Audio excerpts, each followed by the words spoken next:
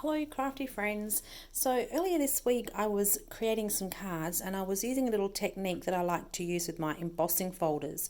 So I created these two cards and I shared them to my Craft with Love and Roses Facebook page, and I had a lovely lady ask if I would do a little video on this little technique. So this is a bit of a go-to technique for me. I love how this brings your embossing folders to the next level. So I thought I would do that for you today. For these cards, I used these two colours, so the Distress Oxides in Pickled Raspberry and Mustard Seed. But I thought I would mix it up a little bit and try Speckled Egg and relatively new Uncharted Mariner. So we're going to have a go with those colours. I'm also using Dita Solar White cardstock.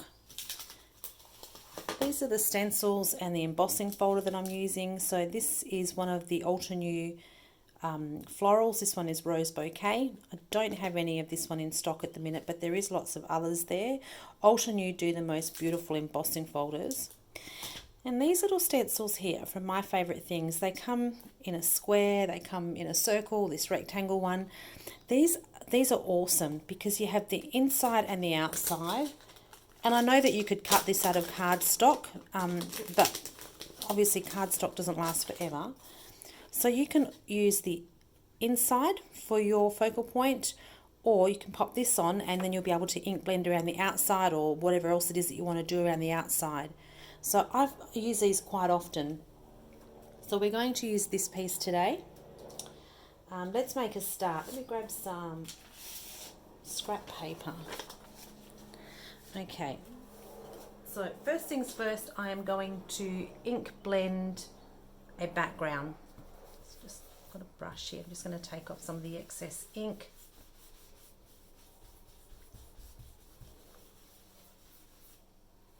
Still got quite a bit of ink on it. Okay, all good. So this is the Speckled Egg.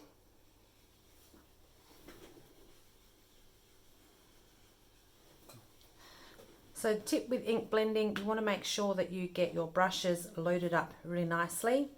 You want to start from the outside and in circular motions bring your ink in.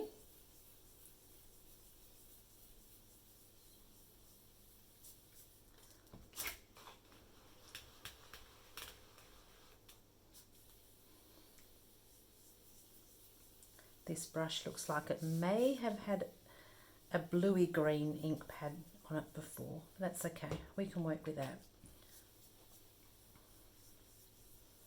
So to get that really thick, deep colour, it's all about having plenty of ink on your brush. You can't blend with a brush that's not loaded up with enough ink. That is my first tip. So I'm just going to go more or less halfway.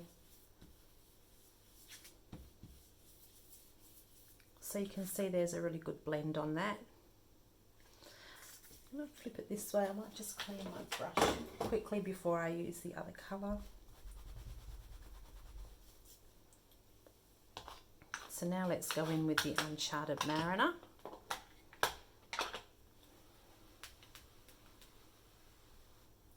So obviously this one is nice and intense. I'm just going to... And again, coming from the outside in, round circular motions. This is what I find works best for me. A lot of other people like to use the dome blending tools, and they work really well as well. Entirely up to you. I love this new colour.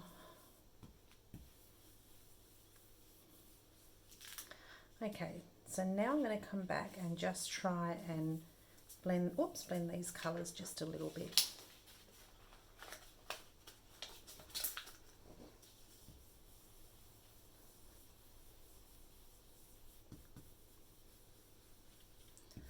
I'm going to add a little bit more of that Speckled Egg.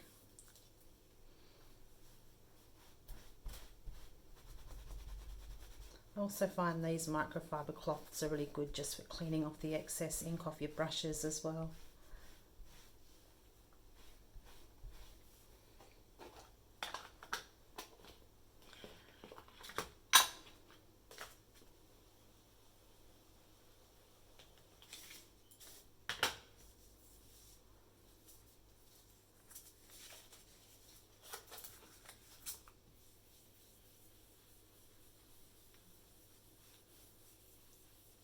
try and blend those colours together. That looks pretty good.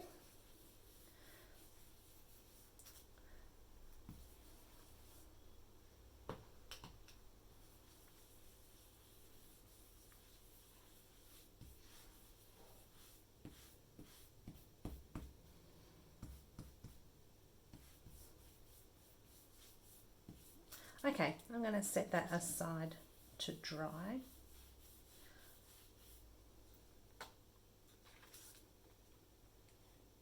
Set that aside to dry, and I'm going to work on my other one now. So I'm going to use this stencil. I'm just going to eyeball this. My cardstock is cut at 4 1/4 by 5 1/2 because that is typically the size card that I usually make, and then I can trim this down after. So just trying to get it in the middle. Oops, we're not quite straight.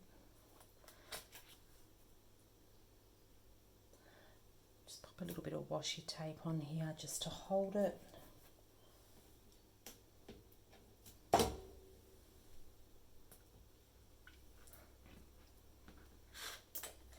Okay, so I'm going to start off again. I'm going to just use what's left on my brush to start off with, and I think I might go with a lighter blend for this one.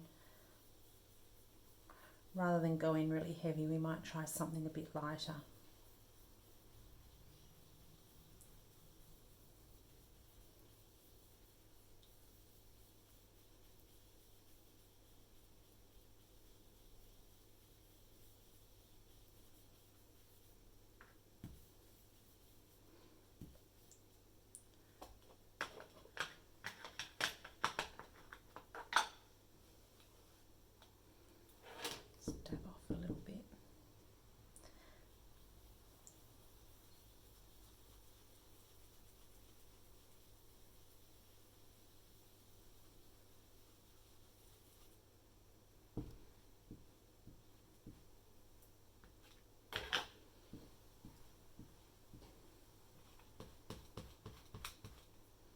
So I'm just adding a bit of colour just till I get something that I like. This has actually come out a little bit deeper than I wanted, but that's okay. This brush has still got a lot of the deeper blue on it, so I'm going to come back in.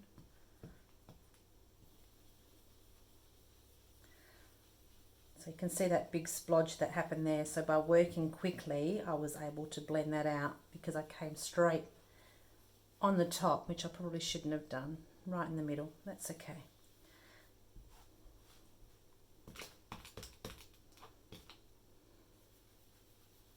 Okay, let's see how we go with that.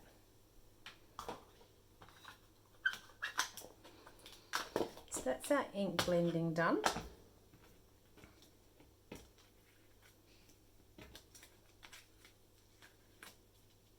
Look at that, beautiful.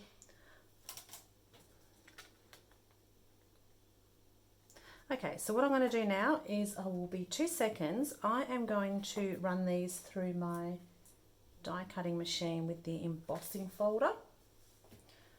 So you can use any embossing folder, just like these Ultra New floral ones. They're a really nice focal point.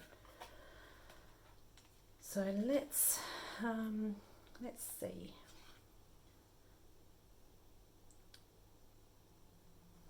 Could actually even go this way, couldn't we, and make it, oh, that might be an idea. Let's make this a bit of a landscape card. Do it like that.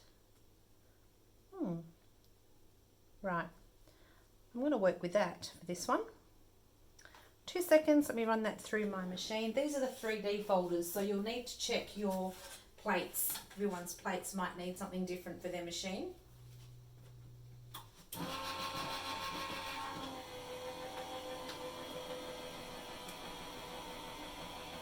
Whoops.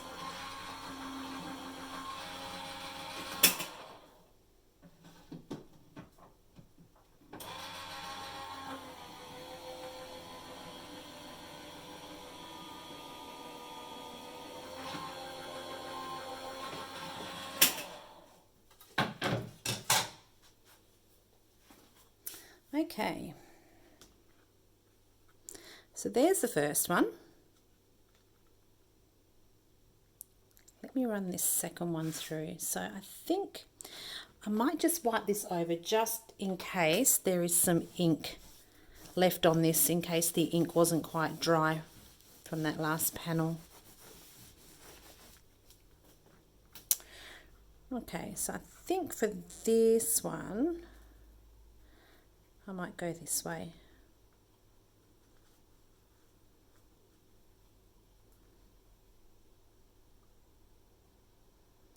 Trying to work out how much of the flower I want on it. This way maybe? This way might be cool. Let's try this. Okay. Yeah, let's try that. I think that looks all right. Just straightening it up a little bit. Okay, 2 seconds. I'm going to take this over to my die cutting machine.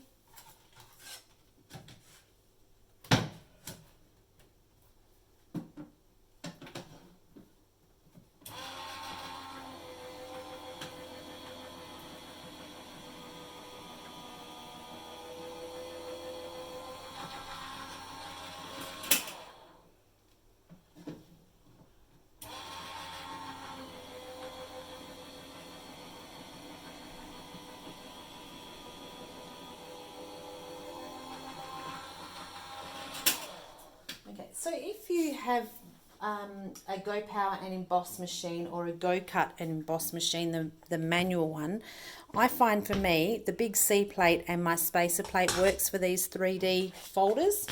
Otherwise, if you have another machine, you may have to just work around which plates you need for the 3D folders. There we go, look at that. So this one's cracked a little bit, but I'm not worrying about that because I'm going to add the white ink to it now. Okay, so this is the Hero Hues from Hero Arts Unicorn Pigment Ink. This does take a little time to dry, so generally what I'll do is I will leave this overnight, or you can heat set it as well. And you will find that it does, this oxide is going to take on some of the colour as well. So let's have a go at doing this now.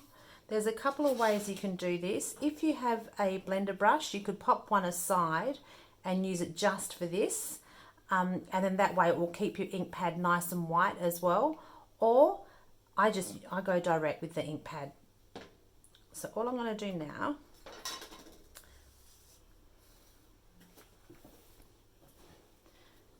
I'm just going to tap over the top. You want to make sure that your ink underneath is dry, otherwise it will pick up the ink and transfer it to the pad.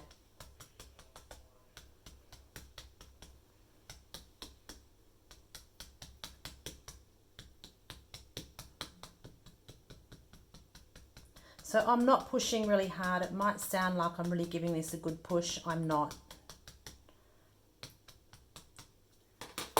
There we go. So there's that first one. This little bit here might need just a fraction more blending, I think. I might come back and have a look at that later. Oh, that's better.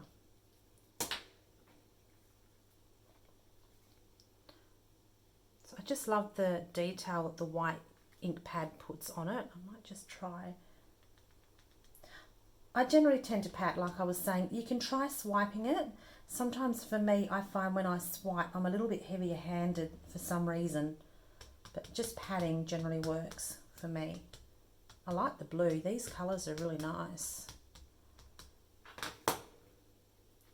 So I'm going to set that aside to dry. And then we're going to come back and do the same with this one here. So for this one, I'm actually going to put the ink over the whole embossed image. I'm not just trying to get the coloured part.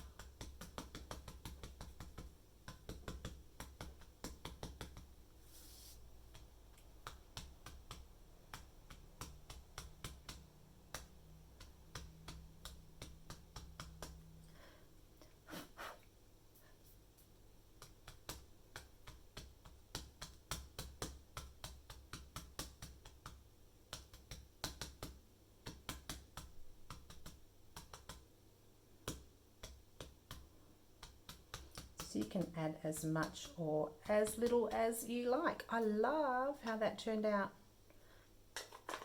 They are really pretty. There you go. So there's my 2 card panels done. All I need to do now is perhaps trim just a fraction down and mat them onto my card base and add some sentiments. So there's the ones that I did earlier. Like I said, these will take a little time to dry. I find this ink here, because it's a pigment ink, it does take some time to dry. Generally what I'll do is I even leave them overnight, but you can also heat set it with a gun. If you heat set it with a gun, you might find that these warp a little bit. So pop them back in your embossing folder and go through them again, because it may just distort some of the embossing. That's it. I hope you enjoyed that. If you do have a go at creating with this little technique, let me know, because I'd love to see what you do too. Until next time, take care. See you later.